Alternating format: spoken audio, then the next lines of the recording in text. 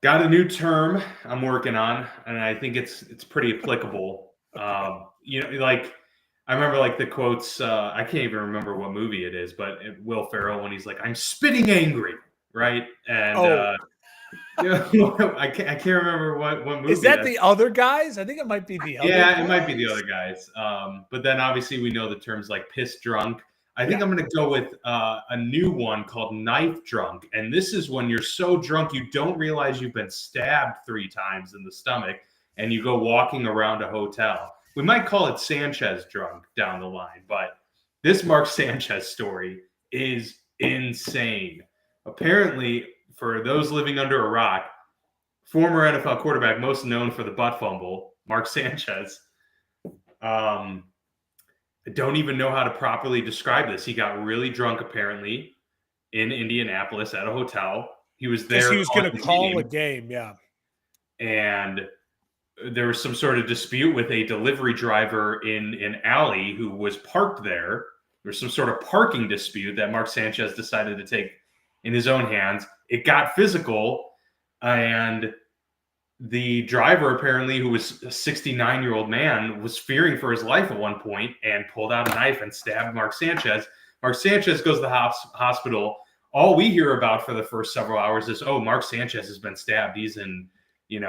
Like getting a Ricky stabilized at the Pearsall hospital. situation, right? And then the next thing you hear is Mark Sanchez is being charged. And then the latest we're hearing now is that he's being charged with a felony for basically initiating this assault on a much, much older man. And those pictures of that man don't look too good. So this story has gone crazy over the last 24 hours. There is so much to unpack. I will say credit to whoever tweeted it out. Butt fumble is a bad name to have in prison. And so I saw that one. Listen, And just like, can you imagine being known for the butt fumble and then years later wanting desperately to go back to that time when you were known for the butt fumble? But it's crazy. He was like, the TMZ got footage of him walking around. I saw it like stabbing, on the street. like He was so stabbed. drunk. Like it's Yeah. like It's like he didn't even like realize or know that he had been stabbed. From what I read from the team's other reports, it was like he was like doing wind sprints. Like he was drunkenly like doing afterwards. No, he was drunkenly doing sprints in the alley. Like that's why he got mad at the delivery driver. Like you can't park there. I'm working out. That's crazy. That from that. Oh, it's again. That's all alleged. I just read that in one of the reports. All of it will come out. Whether he remembers it or not, probably not. But I'm sure the delivery driver does, because I'm sure they tested him and he probably had no alcohol in his system or no drugs because he was working. Let me just say, thank God that delivery driver is alive, because he got messed up. Giant gash on his face. Apparently, Sanchez had taken the knife from him or something. The delivery driver shoved him into a dumpster. I think he got cut on the dumpster. Well, and the delivery driver reportedly maced him first, but that like didn't stop him. It's like, well, and Mark Sanchez, to most people is a fit, big, strong, guy. And I'll just say, like, this just is wild, though. It's like it was out of nowhere. It's not like Grace was mentioning this. It's not like Aaron Hernandez, because we're listening to like a documentary series.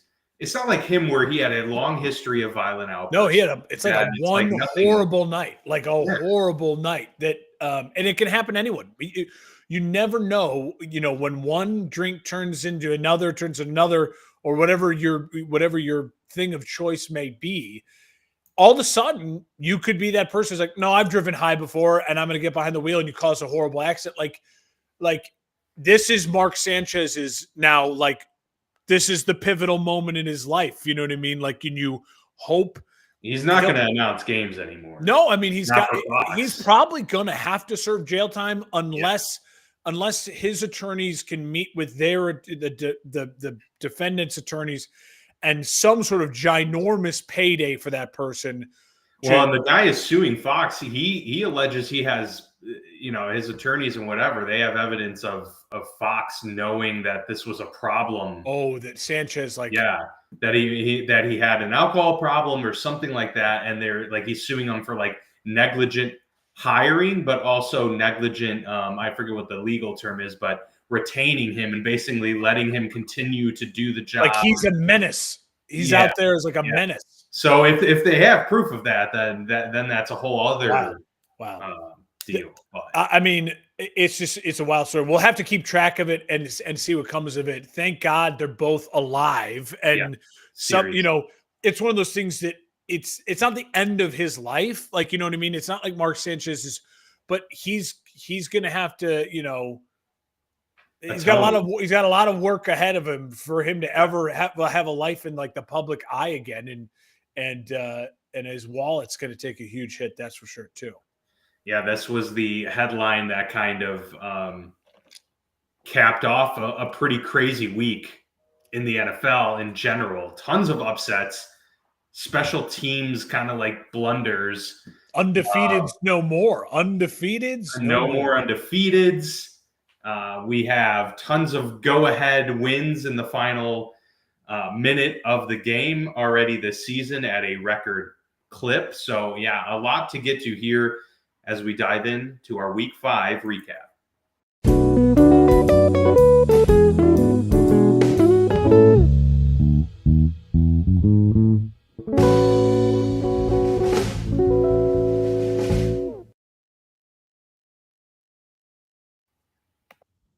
All right, and we are back here on the Football Lounge with Mark and Dan, part of the For Frequency Sake podcast network. You can go to forfantasysakeqc.com to check out all the shows there. We'll start, as we always do, with Thursday Night Football here as we recap Week 5. And Mark, we were treated to an interesting game to kind of kick things off for Week 5 in the NFL season. But before we get into TNF, I did want to bring up that stat because it is pretty fascinating. Adam Schefter tweeting out that after Monday Night Football, 17 games this season have had a go-ahead score in the final minute of regulation. That's the most through 5 weeks since the 1970 merger. And it really does kind of feel like this season has gotten off to a little bit of an anomalous start, doesn't it? It just feels like that's the way that modern NFL is going, because you have a lot of good quarterback play. You have a lot of resurgent quarterback play. We're about to talk about it with Mac Jones here in San Francisco. And defenses are struggling. I mean, the modern NFL is an offensive league, but point to me like a defense right now that you feel confident in is like a really fantastic unit, a unit that's carrying their team. Maybe Houston, like Houston's got a good start to this season. But even then, it's like, though they're a 2-3 team, it's like, how great has their defense been overall this season? It's been a wild one. I wouldn't change it for anything. We start with overtime and Thursday Night Football. Yeah. We get overtime throughout the weekend in another spot in big games. And Dan, my thing is like so much of these games are coming down to like kickers and big kicks, and the haves and the have-nots in the kicker world is a real thing right now. Yeah. I've never seen so much disparity between the great kickers in the league and the, bottom feeders, if you will. It's really hard to find consistent great kickers in the NFL. And on top of it, just special teams in general. I mean, we've had, the Eagles like ended their game with a field goal block return touchdown. And we've had punt return, kick return touchdowns. Those are all way up since the new Bears blocked a kick for a win. Yeah. So a lot of kind of wild situations, different ways to score, and a different emphasis in Harrison Butker's kick out of bounds last night. That was crucial. It was very, crucial. Very critical. Yep. Brutal. All right, let's get back to Thursday Night Football. 49ers beat the Los Angeles Rams. Kind of a stunner there, especially with how shorthanded the 49ers were. 26-23, the final in overtime. Both quarterbacks were really good. Matthew Stafford obviously is phenomenal, and he continued that. No interceptions in this game, over 350 yards passing, 3 touchdowns. But Mac Jones on the flip side, he almost had 350 yards passing, couple touchdowns as well. Kendrick Bourne coming through huge. The backup tight end still without George Kittle coming up big. Tonjes with another touchdown. And the 49ers have just found ways to win They're 3-0 on the road this season, Mark, and they're quietly 4-1. They're one of those teams where we haven't been talking about them a whole lot this season and weren't really expecting a whole lot once we, heard the news of the George Kittle going down and, of course, Brock Purdy being out for an extended period of time. And they've been able to weather the storm and beat a really good Los Angeles Rams team here. Huge win for the 49ers. Well, I think it's what's so unique about week 5 is that the game that started week 5 and the game that ended week 5, the teams that lost, I thought, are the better teams and they played better football overall. But the problem is, and we'll talk about it when we get to Monday Night Football at the end of this episode in about an hour from now. We'll start with it now. The Rams had 2 crucial fumbles, Stafford's fumble and Williams' fumble. Those were the killers. That was the difference in the game, truthfully. I hated the Rams' 4th down play call in overtime. I love that they went for it on 4th down. Stafford was just so electric that game. When Stafford has time, and he was only sacked once, there's truly not many people like him that have ever played the quarterback position. He's a special Hall of Fame talent. You saw it there. He looks healthy. He looks great. He does. And he's got the Rams at 3-2 here through week 5, a bad loss at home. I'll also point out, not a bad loss, but a tough loss to a division opponent at home. I'll also point out that there is no home field for the Rams against the Niners. That was like 60-40 Niners fans. Yeah. Remember that game? Yeah. It was crazy. I think it's legitimate if I'm a Niners fan. I think it's very legitimate if I'm a Niners fan that I struggle with the leadership of my organization. There's so much good that they have done. But when you look at Mac Jones and you think to yourself, remember, go back to that place where we were when it was announced the Niners were trading up in that draft a couple of weeks beforehand. And everyone's like, oh, they're getting Mac Jones. Kyle Shanahan's getting his guy. And they end up taking Trey Lance. And we look at Mac Jones in the 49ers organization. He looks like a $50 million quarterback in this game. He was fantastic. He was only sacked once. You could just tell when they were both playing loose. He's doing this too. We talk about Purdy. Purdy has struggled when he hasn't had Ricky Pearsall and Ayuk and Kittle and everyone healthy. There's no Kittle. There's no Pearsall in this game. And Mac Jones was fantastic. And what I loved about the game plan with Mac Jones was he stuck to it. He's not like a risk taker. Brock Purdy, we've talked about it. He's got a little bit of that. I brought the setup last week. He led his senior season at Iowa State. He had the most interceptions that year. Like, he's got a little bit of that gunslinger mentality. That's not Mac Jones at all. He totally played within the framework of that offense and hit the big throws when he needed to. Stafford, his talent level is uncatchable if you're someone like Mac Jones. But Mac Jones, in a way, outplayed him because of the game plan that was developed by Shanahan. I love it when Shanahan and McVay go head-to-head. I love it that they're in the same division. It's a new age Ravens Steelers type of rivalry, right? It's not black and blue. It's like 2 nerds going head to head, and it's just so much fun for us, the viewer. Huge win for the Niners. I think they're better off maybe with Mac Jones than Brock Purdy, and I hated when they signed Purdy to the contract they did, and I think it makes it even more embarrassing now when you get a performance out of them like Mac Jones. And he got there. Yeah, I think you're probably right. The way Mac Jones is playing, why upset the apple cart now when you're cruising at 4-1? You're about to get George Kittle back. It's only going to help Mac Jones out a little bit more. But you are kind of stuck with kind of what you've decided to pay Brock Purdy. Obviously, I'm sure there are ways that they can get out of it after about another year, but they just paid him. So it's kind of a dicey situation. Now, it's a good problem to have in that you got Mac Jones and you feel good about him and you got him for relatively he's not going anywhere. Right, and he's not going anywhere. So that is helpful. I will say from the Rams side of things, the only downside to this, because, you're not going to fault anybody really for losing a hard-fought game against a division rival, especially one that's, 4-1, is if there was an opportunity to kind of pounce on the 49ers, now was it. You're going to go to San Francisco in about 4 weeks with likely a fully healthy cast at that point, and that's going to be a little bit tougher. The Rams' schedule is pretty workable. Like, I'm not at all concerned about the Rams, but you know, the 49ers are now in the driver's seat for the division, and you know, if they continue to play the way they've been playing, and Robert Saleh, what he's been able to do with that defense, despite them having injuries themselves, you know, the 49ers might be the team to beat in this division by the end of the season. And that's, you know, not something I think either of us expected with how well that the Rams, you know, finished the season last year. Yeah. Next up for the Niners, they're at 4-1 Tampa, and then next up for the Rams, they're at 1-4 Baltimore. So big that opportunity. Niners Tampa game is going to be really, really huge. No question. All right, let's go across the pond. Back-to-back international games for the Minnesota Vikings. 21-17 win over the Cleveland Browns. Almost lost this one. The Browns were winning for a healthy portion of this game.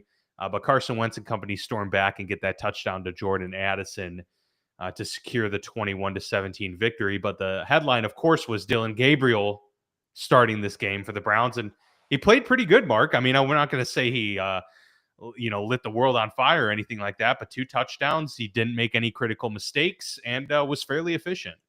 Yeah. I mean, my early impression with Dylan Gabriel is it looked a little bit like Tua. I mean, it's that he's in that world, right? Where you're like, okay, he can be a professional quarterback, undersized, lefty, but accurate, moved well. But he's not going to burn you like a Lamar Jackson or a Jaden Daniels. He seems like a guy like in the right system with the right support, like we just talked about with the Mac Jones, or we'll talk about with a lot of these guys, that I could see them being a really quality quarterback in the NFL.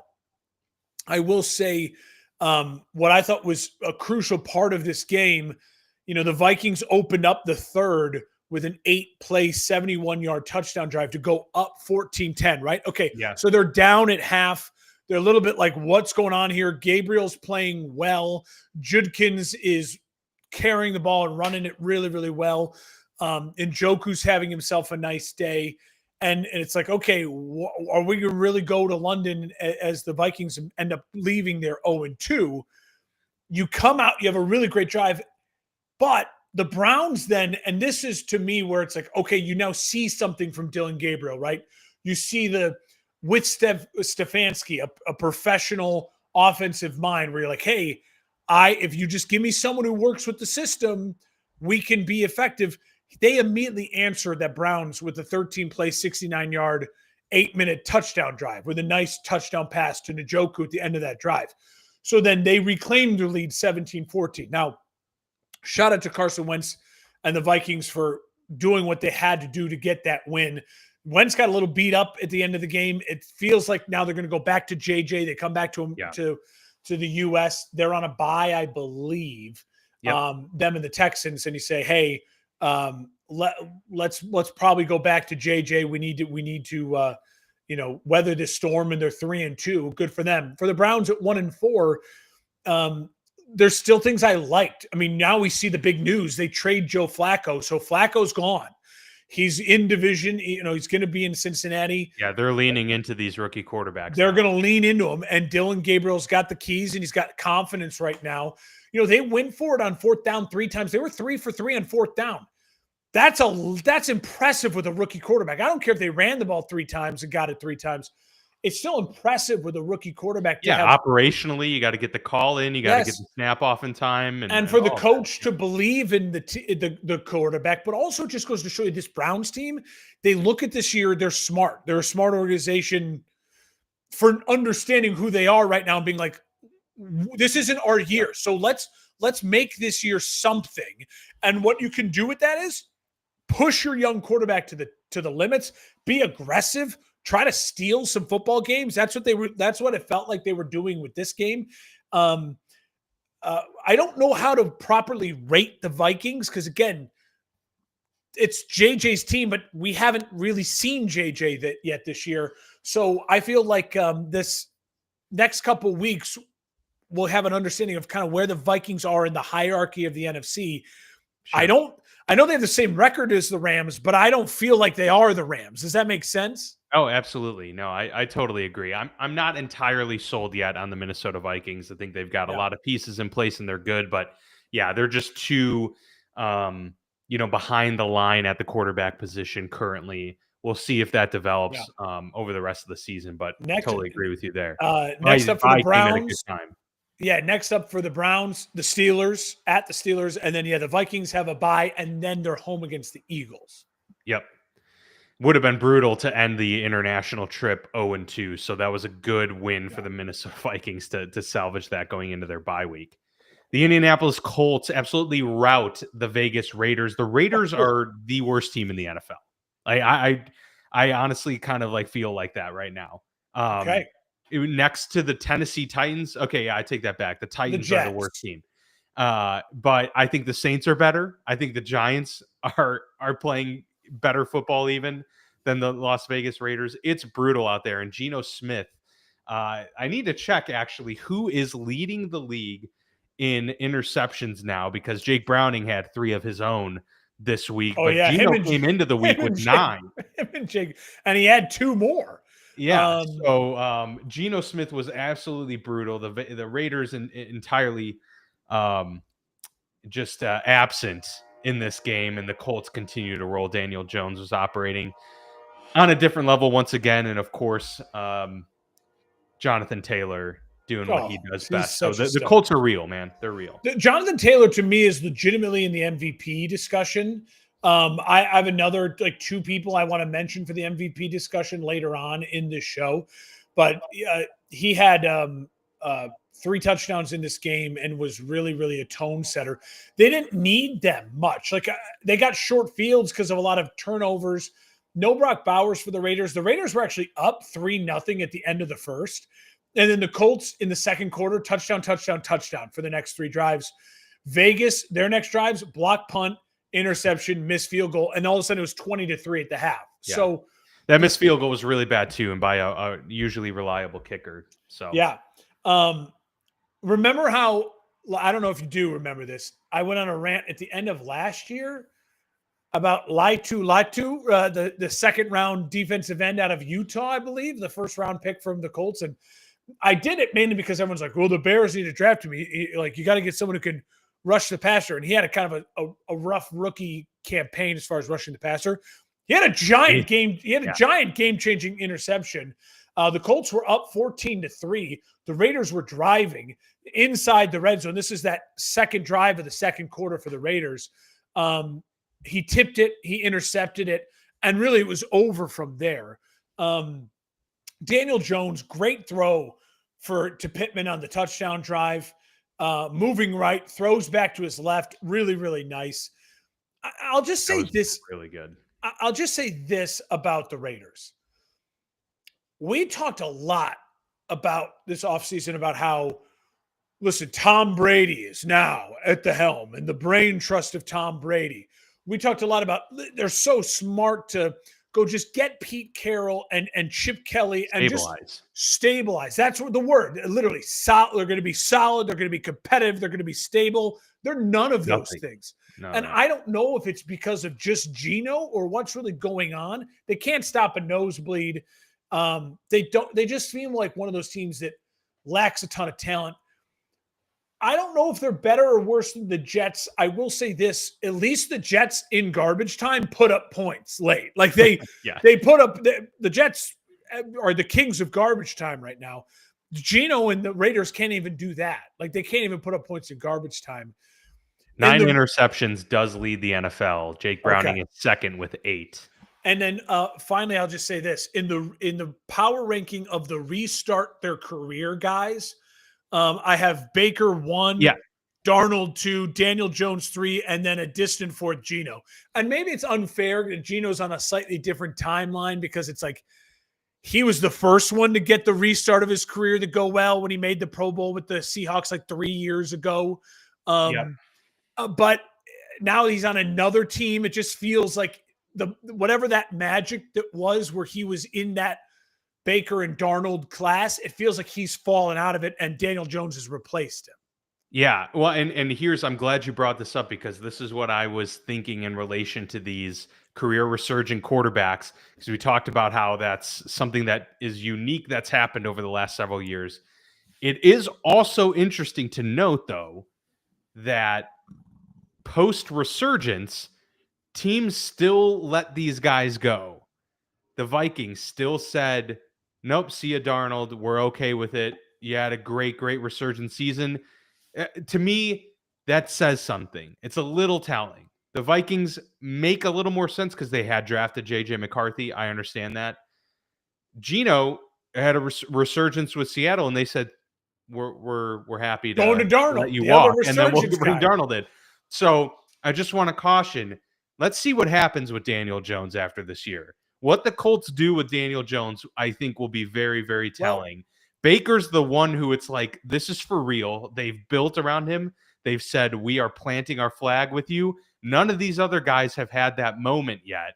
So we'll see if Daniel Jones is the next for the team to say, you know what, we're not going to draft a first-round quarterback. You're going to be our franchise guy for the next several years. It's a great point. It's a really great point. Baker had the roughest path to get to Tampa, right? I mean, right, yeah. Cut by the Panthers. He had that weird Thursday night game, whatever, with the Rams. And then it was like the Bucs just gave him a chance and were ready to – it was all about Kyle Trask might start over him. And he just took that job and he's not let go of it yet. And they've smartly invested in him. With Darnold, I think what's interesting is I think if you could right now, if the Vikings could say, what do you want to do? Can you do over? Yeah, I think if you truth serum the Vikings organization, the Vikings fans, the Vikings players, they would all say, we shouldn't have drafted McCarthy and we should have just stuck with Sam Darnold. Yeah. And I think I would argue that for Daniel Jones, you're absolutely right. He's in the Baker slot, right? Because the Colts didn't just draft someone and get him. Yeah, they're not tied to anybody. They're not tied to anyone. So he's in the Baker slot, but it's still a long season and we'll see. But Daniel Jones is playing fantastic football. 20 of 29, 212 yards, 2 touchdowns. It's wild. It's been one of the top stories of the year so far. It has been. It's early, but it's been impressive. Big win for the Colts. Another big story has been. Oh, wait, really quick. Colts are hosting the Cardinals next, and then the Raiders are hosting the Titans.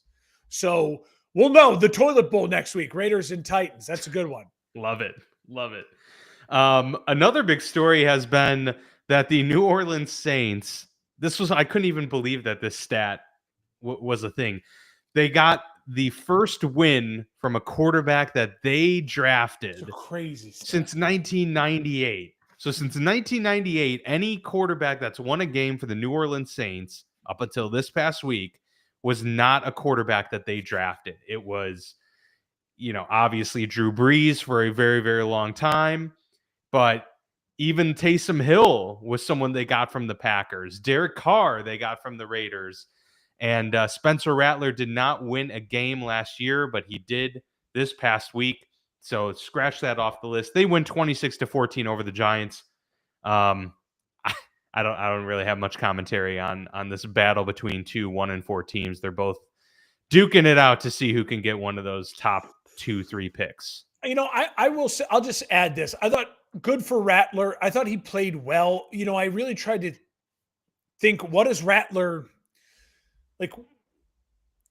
What is his path? Like, what is his NFL career? He feels to me, he kind of does remind me of Baker a little bit. Like he's got some moxie to him. It's like a Kyler. It's like a sprinkle of Baker.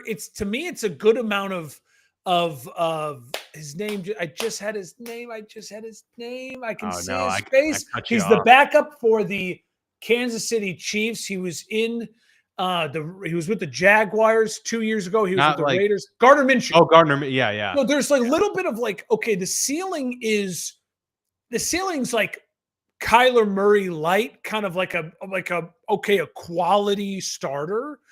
But I mean that there's worse things to be in the NFL. Like, I mean, like if you were to tell me in like 4 years from now, Spencer Rattler is like an elite backup quarterback that like teams are, trading for having, like, it wouldn't shock me. Sure. I'll say this for the Giants, man. You're up 14-0, or 14-3 to start the second quarter, and then you end up down 16-14 at half. It really fell apart. 3 lost fumbles for the Giants. Jackson Dart, they had him throw 40 times. They kind of lost their way a little bit during this game, and it felt like things just fell apart. Obviously, there's no Malik Neighbors, so they've got to figure this new quarterback and no elite weapon. But Dart, to me, when I'm watching him, it did remind me of like Bo Nix. Remember Bo Nix early last year? Like, oh, he's more athletic than you think. And man, he's making some bad throws. Now, Nix has kind of worked his way out of it, especially the second half of last year. He's playing great football. I wonder if Dart will be able to do that as well. Like, hey, can we tone back on a little bit of the running and a little bit of the reckless throws? I mean, that horrible fumble that he had in the third quarter, Scatabo, horrible fumble in the I mean, it was just a turnover fest. It was ugly for the Giants and for the Saints at home to get a victory. You got one, right? Like you got one. Now, if you're a Saints fan, you're going to say like, all right, don't get too many because we're not good, right? We want to have maybe a number 1 draft pick, but I do think that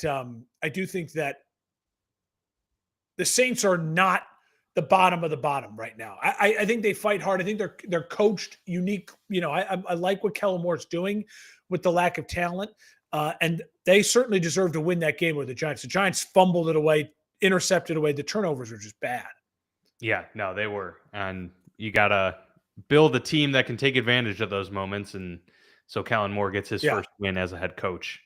Giants are home against the Eagles. I think that's Thursday night. Is that this Thursday night? And then Saints versus the Patriots. Okay. Well, both those teams will be 0-1 on the week. Let's go to the Dallas Cowboys at the New York Jets, 37-22 drubbing of the Jets. Justin Fields sacked 5 times in this game, Mark. The Cowboys ran the ball very effectively. The Jets kind of did too, but it was some of those Justin Fields scrambles and some garbage time runs in there too. But I mean, the Cowboys are 2-1, so I personally don't think that they're yet this like threat. But I got to admit they're playing better than I anticipated coming into the season, and Dak is particularly 4 more passing touchdowns for him in this game and no interceptions.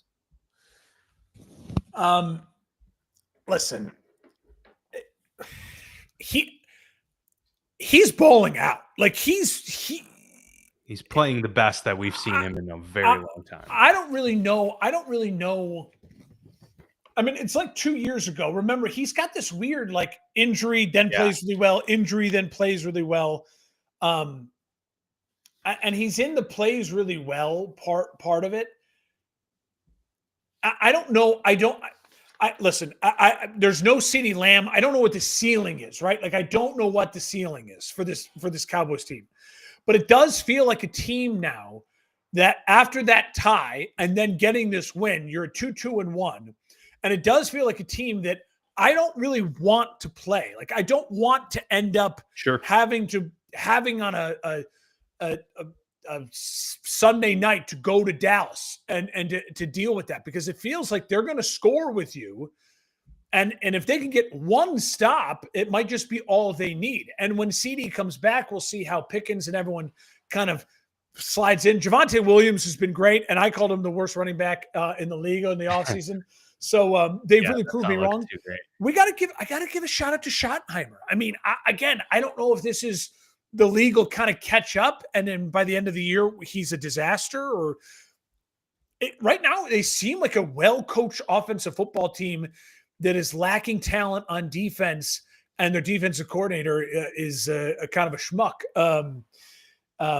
As far as the Jets go, listen, I'm the biggest Justin Fields fan. You know that. I love Justin Fields. I want to see him do well. If you just look at the box score, you think Justin Fields played well. If you watch that game, Dan, it was 30-3. with 4 minutes left in the third. It was not competitive. Oh, and yeah, not at all. One of the main reasons it wasn't competitive, Justin Fields was sacked 5 times. This is What's not the a stat too, Mark? He is over when his defense gives up 17 or more points, I think it is. I mean, that's a wild. He's played enough games for that to be a important sample size. Yeah, and I think what that tells you. So what does that tell you? I think it's 2 things. Justin has never been one to really push the ball down the field consistently. Just like we're gonna go big plays. He's a lot of take what the defense gives you and then run the ball, which is it's not bad. But the problem is when he's not historically accurate either. So when you're dinking and dunking, in order to win dinking and dunking, you got to be completing 80%, right? And it's got to be like surgical, like Tom Brady was late in his career. It drives you insane. And that's just not who he is. The crazy thing is he's got a giant arm. Like he's got the ability to throw a great deep ball. And he did throw some good deep balls. I mean, you look at he has moments where you're like, that's one of the best throws I've ever seen. But again, and it's like, and where does he play well? And he racks up all these stats, these 2 late touchdown drives when it's already over. When it's 30-3, yeah, then he goes and scores 2 awesome touchdown drives where he's throwing the ball down the field. Now, I don't know if that's the offensive coordinator putting reins on him. I've seen enough of it in his career to think it's a combination of probably the offense they design around Justin and Justin's psyche. But it's a huge win for Dallas. You come off that tie, so you just go blow out a bad team. Like that's what you're supposed to do, right? Like if you want to be a good team in the NFL, you blow out a bad team. They blew out a bad team. The Jets have talent. Breece Hall, Wilson, that Mason Taylor, the tight end, he got involved. He looked like a nice player. Rookie. It nothing seems to work. And I know that a lot of people are starting to really close in on what's his name, the head coach, the former defensive coordinator for the Lions, the Jets head coach. His name Aaron Glenn. Aaron Glenn. Yeah. But I will say this: the Jets hired him to be their Dan Campbell. Dan Campbell's first year in Detroit, go back. It was a disaster through the first 8, 9, 10 games of the season. Remember, they were celebrating when they finally just won 1 game. And then the culture just slowly took over. So I don't want to say that it would be wrong of them to fire him because it does look very, very bad. But if your goal was we're going to try to build Detroit in New York, then you've got to give him patience and you've got to give him support and you've just got to go out there and draft a lot of defense. Yeah. That is the method right there. The recipe for success. Next up for the Jets, they're taking on the Broncos at home. And the Cowboys are now surging.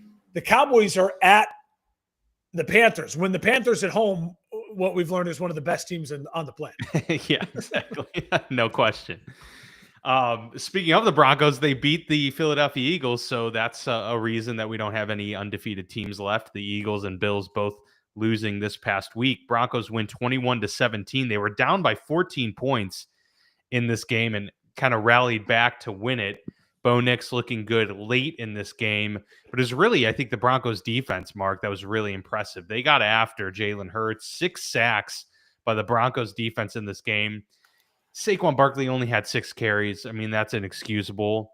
And there were some bad penalties too. I think there was that penalty on Saquon with that deep pass that would have converted to Devontae Smith, but this was a myriad of things. What's that? The unnecessary roughness hit on Bond late in the fourth. Yep. That is a really tough call. It's like that was bad. I don't know what to think totally of this game. It's another one that Philly led 17-3 after the first drive of the second quarter. And then they punted it 4 straight times. And if you watch the game,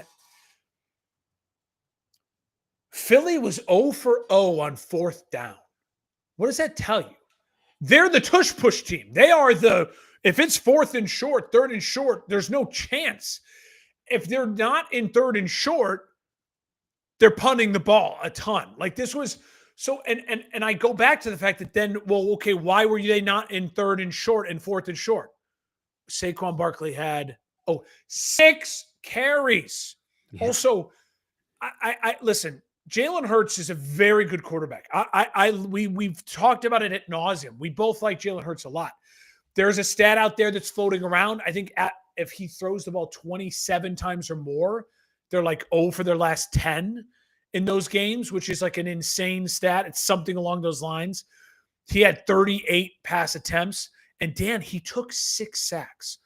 Again, your quarterback's not taking sacks if you're running the ball with the best running back in football, Saquon Barkley.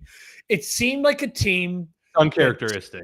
It seemed like a team that said, we have to get out there and show them that A.J. Brown and Devontae Smith, everyone's happy and hunky-dory. They had a 2.5-hour meeting, apparently, Saquon Barkley, A.J. Brown, and Jalen Hurts to make sure everything was good. If you're meeting for that long, I don't care what happens at the end of the meeting. Nothing's good. Like, nothing's good. Yes. Doesn't bode well. And then A.J. Brown played defense on Devontae Smith on the Hail Mary attempt. It's like, what are you doing, A.J. Brown? I don't think A.J. Brown's a head case. I don't think he's Antonio Brown. I think he's there's some Terrell Owens where it's like he's kind of like almost like crazy eyes, like he's doing his own thing. Yeah. But T.O. then also was doing popcorn and Sharpie and all that. And A.J. Brown is not doing that, which is good. Listen, you like Nick Benito. He's a stud. 2.5 sacks this game. Leads the league. The Broncos had 12 penalties on 121 yards and still won on the road. Like, this game was a weird game. I don't know if the Broncos are a better team than Philly. On Sunday, they played the better game. Philly's got a great offensive line, a great weapons, great quarterback, great running back, great pieces on defense. I don't know. Yeah. I don't know. Good for Knicks. I'll say this about Knicks. I'm critical of Knicks. He wasn't great in the first half. Much better in the second half. Really, really nice 3rd and 15 conversion late in the fourth. That led to the Ingram touchdown pass. He was great on that drive. The 2-point conversion, balls by Peyton and balls by Knicks to get that done. So kudos to them. They went and stole that game. I love to see teams do more of that. I don't know if it's panic for Philly, but it's starting to really feel like Philly is the Philly of 2 years ago after they lost the Super Bowl when they were 10-1. They're just a little sluggish. It feels weird. It feels weird. Disjointed, maybe. Eagles at the Giants, Broncos, Jets. So, yeah. And that's in London, Broncos, Jets. Okay. Oh, that's right. That's right. I forgot that they were the international game. The Panthers rally to get their second win of the season, 27-24 over the Miami Dolphins, who are now 1-4 markets. It's that precipitous fall that we've kind of projected coming into the season, and it's happening in front of our very eyes. Despite 3 touchdowns from Tua, they were no match for the fight of the Carolina Panthers. It was a nice rally. Rico Dowdle goes for over 200 yards rushing. The journeyman running back in relief of Chuba Hubbard. So looks like they're going to have a nice 2-headed backfield there for the rest of the season. But yeah, I mean, encouraging win for Carolina. Obviously, they're 2-3, and Miami. I don't know what more you can say at this point, Mark. It's the end is near for this regime. Have you ever seen the meme of Tiger Woods, and it's he's facing away from you, so it's his back, and the person he's talking to is John Daly, and John Daly's like smoking and like leaning, and it was like John Daly's the Panthers 2-3, Tiger Woods is the Chiefs 2-3. It's like 2-3 teams. Listen, for the Panthers at home, they're a different team at home, and they didn't ask Bryce Young to do too much. And again, that is a great recipe for success when you have a quarterback who's not gifted enough to just be the guy. Tua, 27 of 36, 3 touchdowns. I mean, I didn't think Tua was the problem. Yeah. Great throw to Waddle for the touchdown. They take the lead 24-20 late in They the couldn't run fourth. the ball. They couldn't run the ball a lick. It was embarrassing. Now Waller has come on well. Like they were in this game. Miami was up 17-0 midway through the second. They were up 17-10 at half. Dan, and I said they're up 24-20 late in the fourth. Get us stop. Get us stop. And they win this game, and you avoid this blow the whole thing up talk. Young with a hell of a drive and a throw to Leggett for the game-winning touchdown. I give him a lot of credit, Bryce Young, for that late drive. Again, it's not worth anything. Bryce Young is not Josh Allen. He is not an elite quarterback in this league. He will not ever become an elite quarterback in this league. But he had a really nice moment there. He's a quality, startable quarterback. As you said, as a team, they had 14 rushes for 19 yards, Miami. Tua did it all. You can't blame Tua for this loss. 24 points on the road at the Panthers, and you had multiple leads. They couldn't get it done. It's just they just have not been able to put together a well-rounded, cohesive team. Yeah, in years. And for Miami, they host the Chargers. That is a meaningful game next week for a Miami team that is all. They're on life support. They're on life support. And for the Chargers, who now are literally on life support with no healthy bodies and are now lost 2 in a row. At Carolina, we talked about they're hosting the Cowboys, so they'll win 60-3 next week.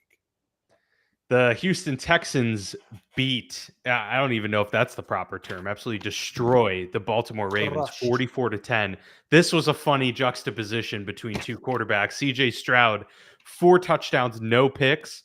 Cooper Rush, no touchdowns, 3 picks in this game. Without Lamar, are the Ravens one of the worst teams in the league? Legitimately. I honestly think they might be, because nothing's really working without Lamar back there, and that defense is pretty putrid. And now with those injuries, they're kind of like the Bengals right now. They're without Lamar and a lot of other people. I think that's a huge part of it. This feels like the season, just like Barstool Big Cat's been saying it, and I think it just makes sense. It's the season from hell for the Ravens. Like, you're going to look back at this one and just go like, hey, everything went wrong. in the middle of winning the division multiple years in a row with an MVP quarterback who wins multiple MVPs, there was that year that he got injured, the team got injured, and they were too young in spots, too old in other spots. They definitely feel like that team, right? Like Green Bay and Seattle are the 2 youngest teams in the NFL. They feel young and energetic, and they feel like they make dumb mistakes to lose in football games or tie football games. The Ravens feel like, God, they're really old at spots, and then they're really young at spots. And so it's this horrible mix. I mean, Derrick Henry, I just didn't understand not just feeding him the rock. It was 7-3 Ravens after 1, and then 2 punts, and missed field goal in the second. They give up 2 touchdowns and a field goal, and it was over 24-3 at half. And they had the pick to start the third. It's like Cooper Rush just doesn't make sense as Lamar Jackson's backup either. Yeah. I didn't understand that. A Joe Flacco. That would have what kind of reunion would that have been? That would have been interesting to see. They just couldn't use someone. Lamar will be back. They could just use someone who could be mobile. That's true. They need to find a way to get the ball into Flowers' hands, get the ball to Henry more, and just try to get stops on defense. I mean, I saw the one stat floating around. In 5 games, this Ravens team has already given up more points than the whole 2000 Ravens team did in the whole season when they won the Super Bowl. I'll do you one even better on that. The Ravens have allowed 37 plus points in 4 games this year. That's the most they've ever allowed in a full season in their history. Yeah, it's crazy. So it's not it's a season from hell. Shout out Barstool Big Cat. It's a season from hell. I will say this really quickly on Stroud. Texans were 0-3. 2 weeks ago at this time, we were like, let's have the conversation about CJ Stroud. Yeah. The AFC South is now feeling very competitive with the Texans kind of, charging back to 2-3. They feel like they've gotten some of their mojo back. Listen, you can only play who's in front of you. They have they're at Seattle next week. So that's going to be a kind of a huge decisive, right? The Seattle played really well and they lost. They're 3-2. The Texans are kind of rolling. They're 2-3. Whoever wins that game will have a real kind of stake for like momentum is in their favor. Whoever loses that game is going to be reeling a bit.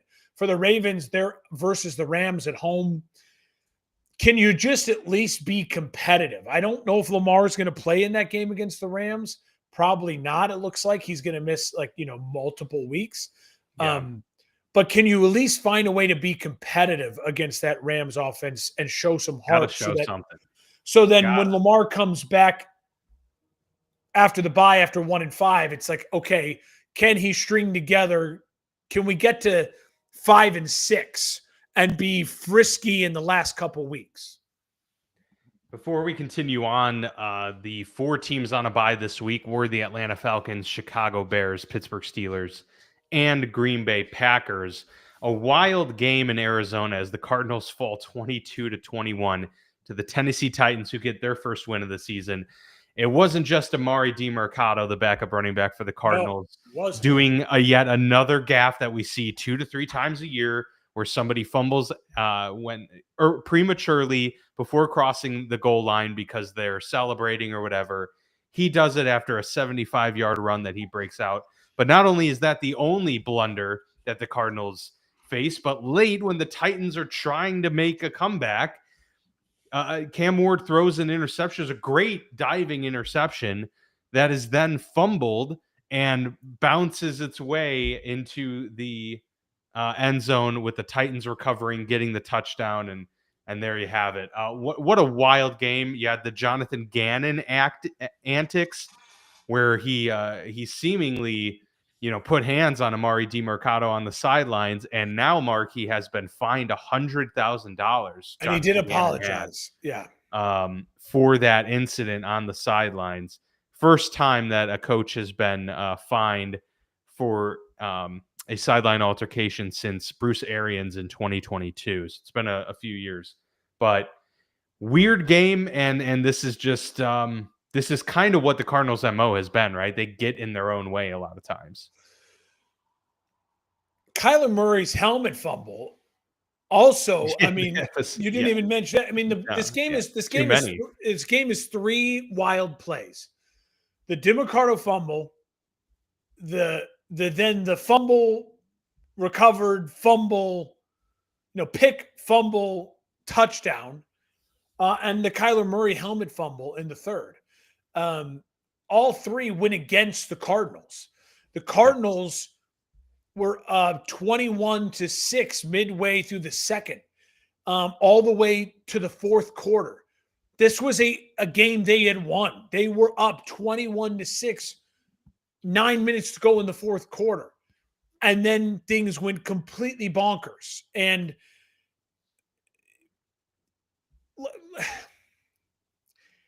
who do I put the blame on?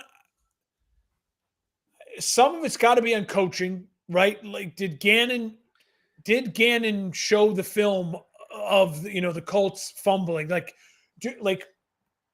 does Gannon, the Kyler Murray fumble? Like, I don't know who the blame. Yeah, goes I mean, on, it's just it's players not executing, and maybe there's a discipline issue. Who knows? And what's crazy, Dan, is Arizona was, after the fumble that became the touchdown, Arizona was still up 21-19 late in the fourth. They go 6 plays, 15 yards, punt. Like, that is unacceptable at home if you're Kyler Murray. Yeah. You've got to settle everything down. Be like, okay, we just 2 insane plays. We have the lead. We're at home. Let's put a 10-minute drive together, 8-minute drive together, and win this game and just be done. They just compound the issue. But instead, Cam Ward in this game had a 6-play, 80-yard touchdown drive with an incredible deep ball to Calvin Ridley. And he had an 11-play, 71-yard drive that took 1 minute and 53 off the clock with another great deep ball to Ridley. Him and Ridley are finding their connection to set up the game-winning field goal to win 22-21. Credit to Cam Ward for making the plays when he had the opportunity to, because they were dead in the water. This game nothing was happening for them. It got chaotic, and he took advantage of it, and he made the throws because he's a big physical presence with all the talent and is a confident kid that you could tell that team and those guys trust him and they rally around him. And on the other sideline, you have a small, checked out dude who has all the talent in the world, but can't make anything happen when his team needs him to. And I don't think his team believes in him very much. Arizona's at the Colts next week. That could be the death nail for the Arizona season. And the Titans are at the Raiders. We talked about two teams that both desperately kind of, want to keep the momentum going if those coaching staffs. So interesting games for both of them next week. How about an interesting game this week? The Tampa Bay Buccaneers versus the Seattle Seahawks, 38-35. Levante David coming up with the huge play of the game, an interception of Sam Darnold that leads to the eventual Bucks game winner late in this one. But what a wild game. These two quarterbacks played outstanding, but Baker made one less mistake, and Emeka Egbuka is quickly becoming a superstar. The rookie wide receiver, dominant in this game. What was the big thing that stood out for you? The Bucs and Seahawks game on Sunday was the first in NFL history where both QBs threw for 325 plus yards and completed 80% or more of their passes. Really? Wow. Dan, I'm so happy for both these guys. They're in great situations, and they both have stud number one wide receivers from Ohio State. Yeah. Smith and I know Egbuka is the story, 7 for 163 in the touchdown. Baker's deep bomb to Egbuka late in the third was utterly brilliant. It was awesome. Darnold making incredible throws to Jackson Smith and Jigba, and that really deep ball to Horton as well. Yeah, that sequence was amazing. It was like a Madden game. It reminded me of the Monday Night Football game between Goff and Mahomes years ago, where just like both teams were just they're just trading blows. Yeah, and Dan, the funny thing was it was 13-7 at half, and then it just exploded. And the Bucs did this on the road, as far as you can travel from Tampa to Seattle, with no Mike Evans, no Bucky Irving, and they do that offensively. Baker Mayfield is in his third year in Tampa on his third offensive coordinator, and he's doing that. I mentioned it before. Jonathan Taylor's in the MVP discussion. Baker Mayfield is absolutely, to me, at the forefront of the MVP discussion right now through 5 weeks. 10 touchdowns, 1 pick for him. He's completing, he's phenomenal. Let's see here, 65% of his passes. It's phenomenal. And what I love about Baker right now is I don't know how long Baker can sustain this and be this guy. Because I don't think his body is Drew Brees in the sense where Drew Brees was undersized and lasted for that long. Baker's too kind of feisty and furious. And Baker takes shots. And he takes shots. And so I think Baker's probably only got another 5 years in his peak, right? Like in this to really capitalize. But if I'm the Bucs at the end of this season, I'm signing him to a 5-year deal, trying to get him at $200 million guaranteed for just $40 million a year, and be like, we're just going to roll with this energy, this presence. We may not win a Super Bowl over the next 5 years because there's Josh Allen, there's Patrick Mahomes, there's the Eagles loaded roster, there's all these other things, right? But it feels like with Egbuka and Baker and Irving and Tristan Wirfs, and then credit to Todd Bowles, a true professional head coach, they are going to be in it. They're going to be in it. They're going to be in it. And for Seattle, I got to mention as well, it was the 2 turnovers. That they were in this game. They should have won this game. They were stride for stride. Walker the third, so good. Him and Charbonnet combined were fantastic today.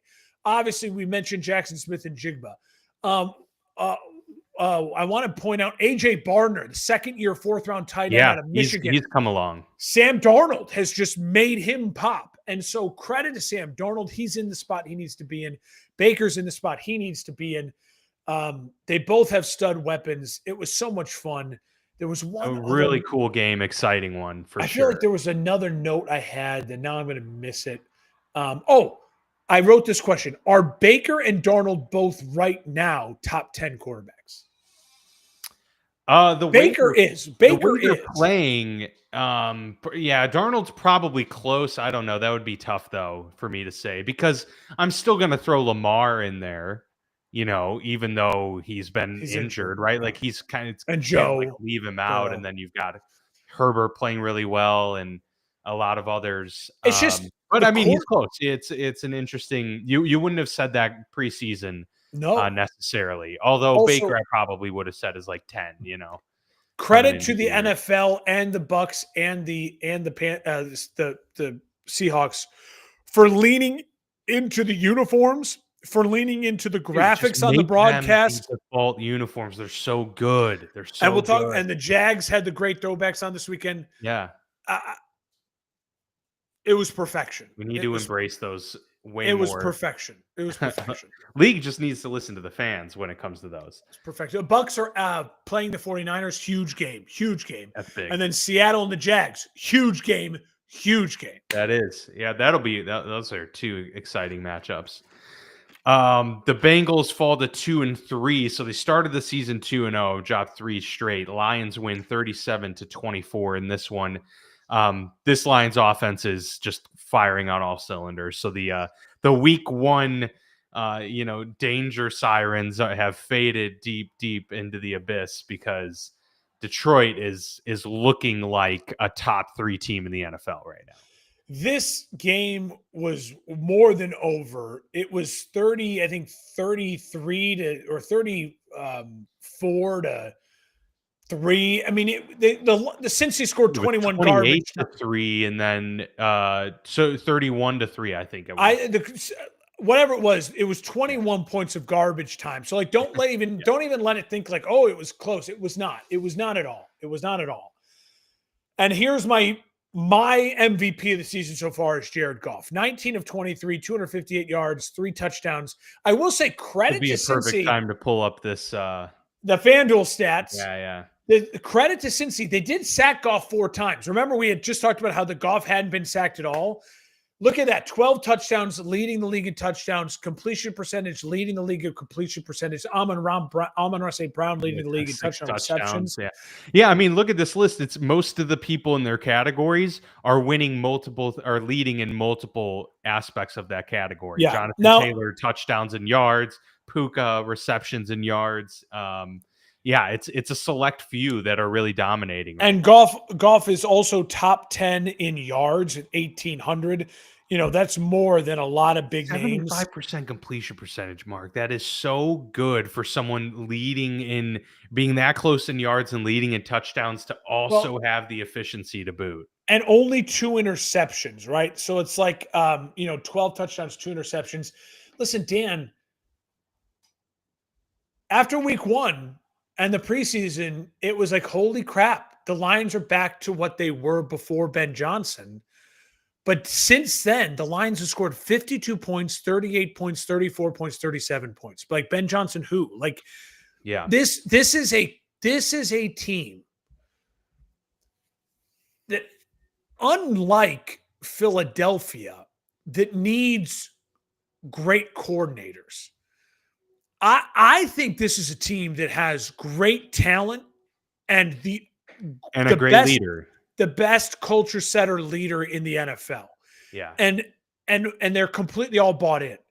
And so I don't know. Yeah, I'm seeing less trick plays. I'm seeing less flash from the Lions offense. But what I'm also seeing is Montgomery throwing a touchdown pass, which was fun. I'm seeing Gibbs, be involved in a myriad of ways. I'm seeing St. Brown and Laporta absolutely wide open and dominate like they've been the past couple of years. Listen, For the Lions, next week, they're at Kansas City on Sunday Night Football. Let's go. That's going to be a must-watch. For the Lions are 4-1. They can afford to lose that game, but if the Lions go in there and knock Kansas City, well, that'd be a huge red flag now for Kansas City at that point, too. And if the Lions look good against that Kansas City defense as well, then listen, I hate doing so for the for fantasy sake, guys, we do the power rankings. I hated it this week. I was like, I don't know what to do. Too. I don't know what to do. I felt like there weren't enough spots to be top 10. It was ugly. And you're like, well, I think the Eagles are still better than the Broncos, but the Broncos just beat the Eagles. So it's like, yeah. I hate it. I hate doing it this early in the year because you just don't really still know all the answers yet. But I do know that week 1 right now was an aberration for the Lions. They're now rolling full cylinders. They are a juggernaut. They are my number 1 team in the power rankings right now. They're on a 4-game win streak. They have the longest win streak in the NFL right now. And they are doing so by looking like the Lions of old, even though they lost the brain dump of their 2 coordinators. Well, they've built this team themselves. A lot of these guys are now used to playing with each other. Detroit didn't build this from making huge signings outside of their building, other than obviously Goff years ago. So that's another thing too. Like, these are all homegrown dudes, or they make complementary signings here and there, but they're not stacking in outsiders per se. Yeah. They've got that unit, and it's very insular in a good way. And Goff, I'm glad you said that, because Goff now has played more games for the Lions than the Rams. Wow. How about that? It's one more game. That was the linchpin game. And he had said before the game, and it was like earlier in the week, they were asked, like, reflect on it all. And he says, I hope I have a lot more to go with the Lions. Like, they're bought in, and he's playing great football. And Goff's the type of guy that could be at his peak, I think, for 5 more years, because he's now just the way he plays. He's now just 30, and the way he plays is different from the Bakers of the world. Bengals or even the Russell Wilsons of the world. The Bengals are at the Panthers, and now they have Joe Flacco, Dan. And Joe Flacco beat the Packers a couple weeks ago. Yeah. Can Joe Flacco beat the Packers twice? That would be hilarious. I would love to see that. I would love to see that. And then Detroit's got that fast track to the division at that point easily as well. I'm going to have to bet the Bengals money line this weekend. The Commanders win 27-10 over the Chargers. Did this game concern you at all? Obviously, the Chargers are beat up a little bit here. Jane Daniels returns. There was a lot of hype and get up for the Washington Commanders in this game. Deebo Samuel had a huge game. Ja'Cory Krosky-Merritt, running wild. So a lot of things are working for Washington, but I don't know. I am starting to be like, are the Chargers once again being the Chargers, where just things go wrong for them? Usually happens later in the season. I hope that it hasn't happened early this year, because they already got, these key injuries that are detrimental. I mean, they're decimated. And now you're going to lose Omarion Hampton. And, I'll say this for the Chargers. What concerns me is you're up 10-0. You're driving early in the second, and then the Quentin Johnson fumble. That backbreaker.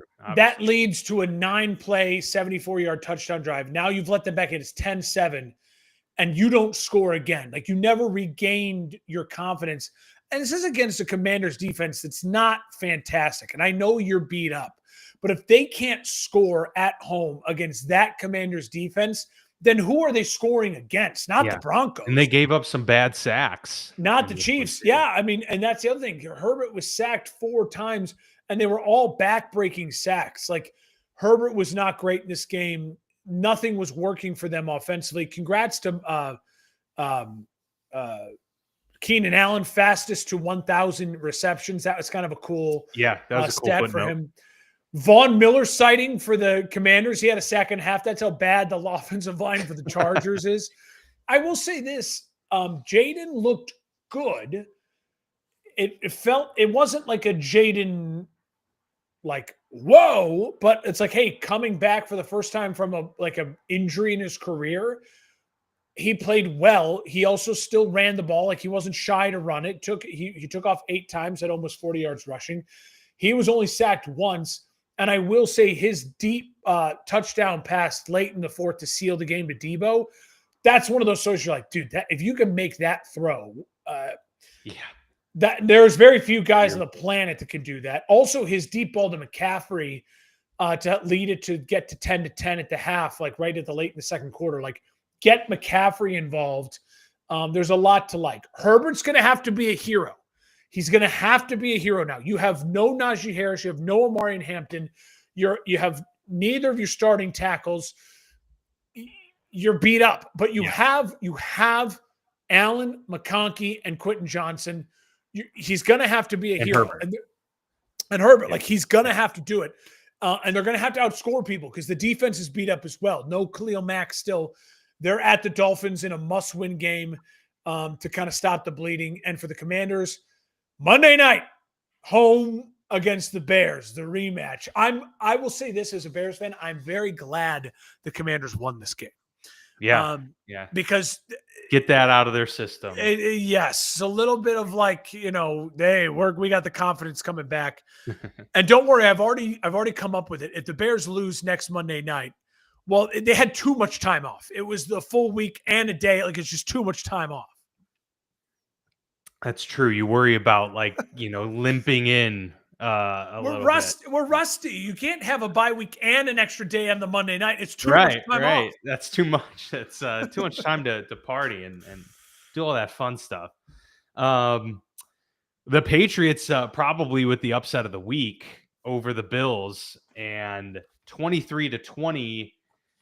Bills dropped to 4-1. Patriots 3-2. Drake May did not score through the air or on the ground in this game, and yet he was kind of the guy that I point to when I'm thinking about this game.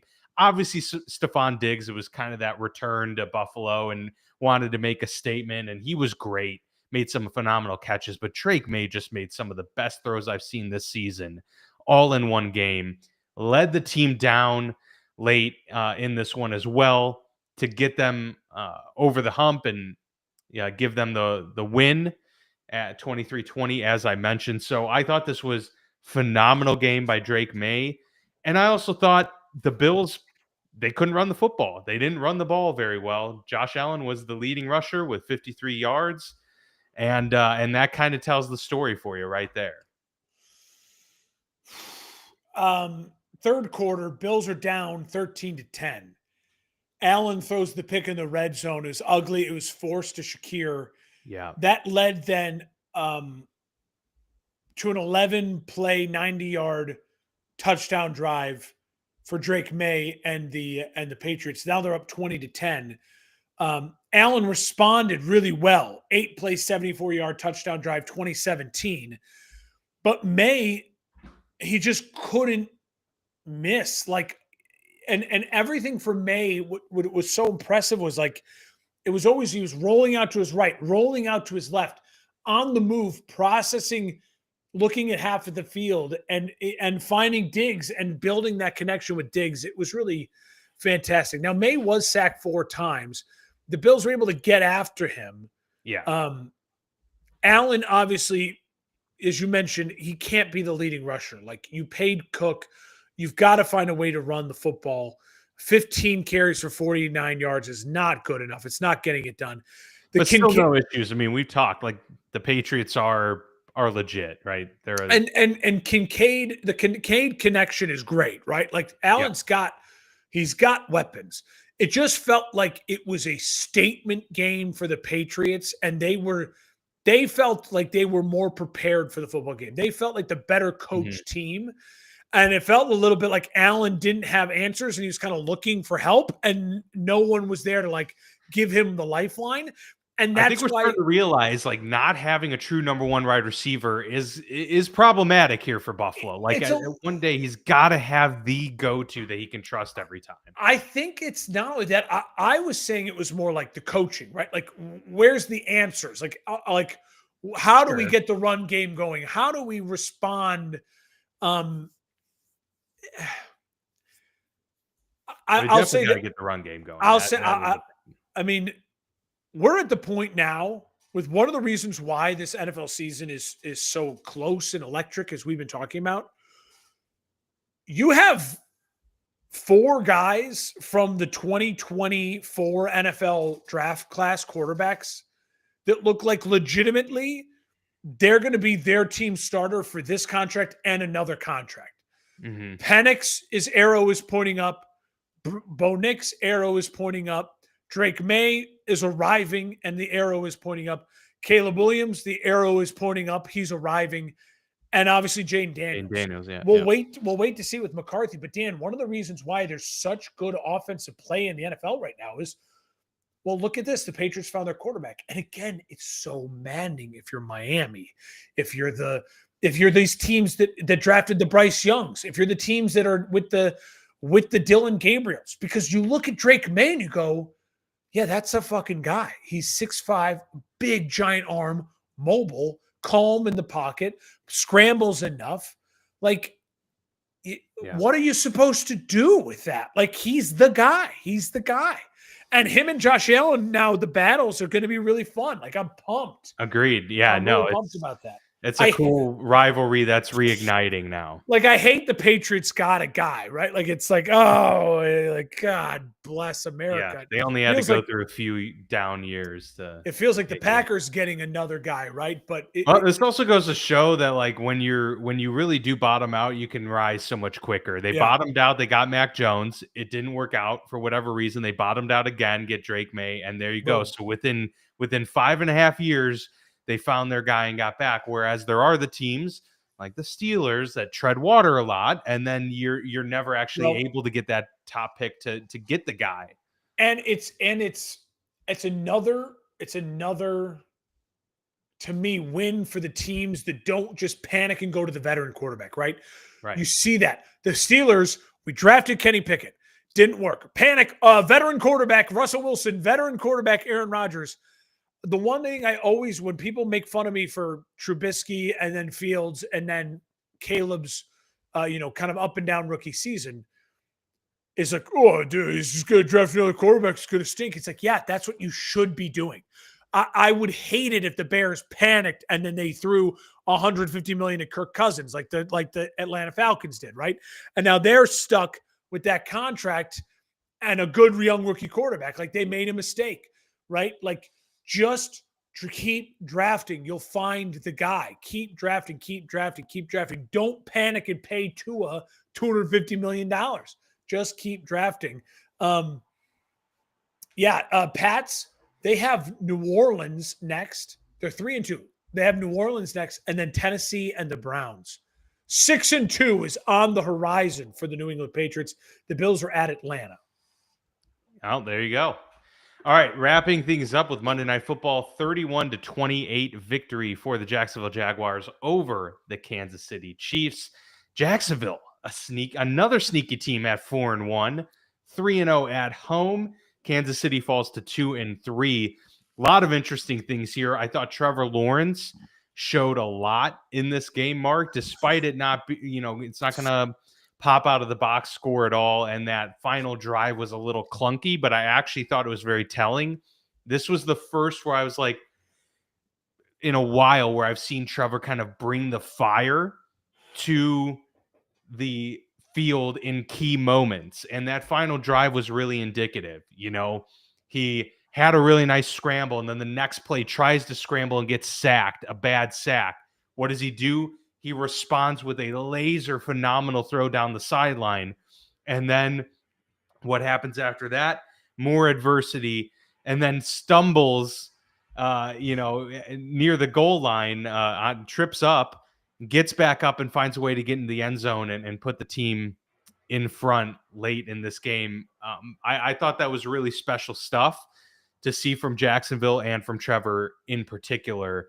And then on the flip side, I don't know what more you can say. I just feel like this Pacheco Kareem Hunt thing isn't enough for what Kansas City needs right now. Again, Patrick Mahomes is the leading rusher for this team. It can't be the recipe for success.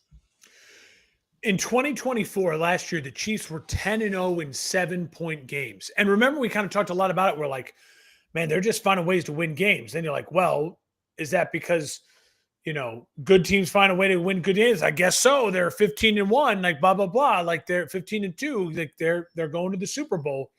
This year, they're 0-3 in games 7 points or less. I think a large part of that is their defense today. I mean, they couldn't get the stops when they needed to. Obviously, Mahomes put them in a bad spot to go down 21. The interception return with Lloyd, the 99-yard touchdown return. Yeah. They were leading, and then you give that up. And all of a sudden, it's like they're right back in the game. But Kansas City at one point in time was leading in this game 14-0, 21-14, and 28-24, and they lost. That is very, very, very uncharacteristic of the Kansas City Chiefs of the last 6 years that we've come to know. Also, Dan, Kansas City Chiefs, they had time. They had 1:45 left, to go win the game, and they couldn't do it. Or not 1:45 left. They had what? How many seconds left at the end of the game? At the very end of the game? Yeah. It was only like 20 something seconds. Oh, I thought there was more time. But when yeah, Mahomes got the ball back. Yeah, no, they didn't have very much time. It didn't feel like, oh, Mahomes magic, they're going to get it done. Now, again, if I'm the Chiefs, I'm not panicking for two reasons. Why? The AFC West is kind of meandering through, right? The Chargers started hot. They've cooled off. The Broncos started cool. They've warmed up. You're kind of floating in the middle there. They're getting good. They're going to get Rashee Rice. That's going to be huge for them. I agree. They need to make calls on running backs. Like they need to go give up a second round pick, a third round pick for a guy. Like they need to go. They need to call the Jets and be like, listen, it's time to start the rebuild. We'll take Breece Hall here's a second rounder. You know what I mean? Like they need to go get a game changer.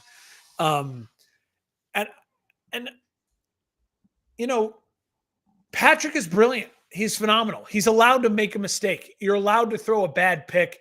Like that happens. I'm not going to sit and go like, this is stink. But he wasn't the Patrick they needed him to be to win this game that we've seen over the last 6 years.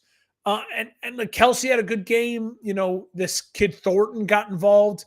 I'm just not scared of the Chiefs, and it's a weird feeling. I think the Chiefs are going to be fine. They're going to hang around. I think they'll probably still end up winning that division because the Chargers are so beat up, and I don't trust the Broncos. But Lawrence, on my final point on him, you said everything you needed to say. Really great throws. That great throw to Brian Thomas Jr. when he needed to have it. So good. The great throw to Travis Hunter when Travis Hunter went up and got that ball and they needed to have it. Listen, he was shaky. The interception I thought was his fault. It wasn't. It was a fall down, kind of a bang bang play. Probably should have been kind of a weird pick, type of situation. But he's not where he needs to be. He still feels like he's a rookie. Like you watch him and you're like it's so hard. Like it's hard. Fighting for it. It's hard. That's the best way to say it. It's hard. It's hard. But he's got all of the gifts, and you saw it on display there. And that trip, try to get up, trip again, get up, run in for a touchdown. That's the play of his career right now. It's just like it's hard, but yet he finds a way in a way to give you hope and win a game. I also say, if you haven't yet, watch Chris Jones on that final touchdown. Yeah, totally gave up. This has been a thing now for a couple years with him where he just gives up on plays, and that's a problem. I think he's a Hall of Famer. Impacted that play. Yeah, I think he's a Hall of Fame guy. Like he's been that good in his career. I never seen Aaron Donald do that. I don't remember ever there being a viral video of watch Aaron Donald on this play, and the result is not Aaron Donald dominating someone. The result is Aaron Donald kind of going like, huh, and then just standing. As Lawrence is on the ground. It's like in his head he thought it's going to be a quick pass. I'm gonna quick and then kind of like maybe get my hands up. and then he didn't react to get back in the play at all. And No. if I'm Kansas City, if I'm Spags, if I'm Andy Reid, maybe that's what they also need. Like they need maybe tape like that to just be able to rip into their guys. And we'll see how Kansas City responds. Yeah. They said they're home against Detroit. That's going to be probably the game of the week next weekend to like the must watch. There's a lot of great games next weekend. Dan, week 5 did not disappoint. It was a great week of football. Even though there were some lopsided blowouts, there was interesting things in each one of those games. And and there were upsets, and the AFC North is shaping up very good for the Steelers right now. But that's an interesting one to keep an eye on, and we'll see what happens with the Chiefs if they can. Really quickly, we don't talk Bears and Steelers on the bye. Like how do you feel? I feel pretty good because they play Cleveland and Cincinnati now in back-to-back weeks. Like that, I think there's a little bit of pressure with that too. Like Pittsburgh really needs to win those 2 games, put themselves at 5-1. I'm more concerned about Cleveland because their defense is so good that I'm like anything can happen there. If they lose to the Bengals, that would be problematic. But we'll see. I mean, we'll see what happens with with how this shakes out, and if these teams start to, revert back to the mean a little bit. But I don't know. And we'll find out what Dylan Gabriel's made of too. But no, I think the Steelers really need to come out and assert themselves. Yeah, I agree. I think they're in a great spot. I think it's so disrespectful that they're not the betting favorites to win the AFC North. It's crazy. It's crazy. Yeah, that is kind of wild. I think they're playing fine football, and they're getting rest. And maybe Aaron Rodgers needed this rest early, this bye, in his old body. They're getting healthy at a good time. The Bears definitely needed the bye. I will say this, Dan. I'm so on edge about this Monday Night Football game. It's the scene of the death of the 2024 season, which in a lot of ways I keep telling myself it's a good thing because it led to Ben Johnson, it led to the culture change. But also, if it's a bad loss again, like what happens? Like what happens to the psyche of that team? What happens to the psyche of the fan base, the franchise? If the Bears lose in a tragic fashion at Washington again this year and on Monday night, again, early in the season, it just feels like it's way too much deja vu. So I'm knocking on all the wood that they're going to be able to be fine and pull it through. I'm hoping the bye week really was able to get things straightened out for him. And I haven't had a coach since Lovie Smith who I felt like improved the team off a bye the way Andy Reid does. I expect Ben Johnson to improve the team off the bye. I'm not saying they have to win, but I expect that's what a real coach does. It gets them prepared off of the bye and ready to go off of a bye, not we got rest and we're throwing stuff at the wall. So it's gonna be a big week next weekend. Yeah, absolutely. Some really good matchups, and excited to see how our 2 teams come in off the bye. It starts with Eagles at the Giants on Thursday Night Football. And of course, full weekend of football after that. So we'll be back here next week, same place, same time. Like, subscribe, join us live next week as we recap week 6 in the NFL.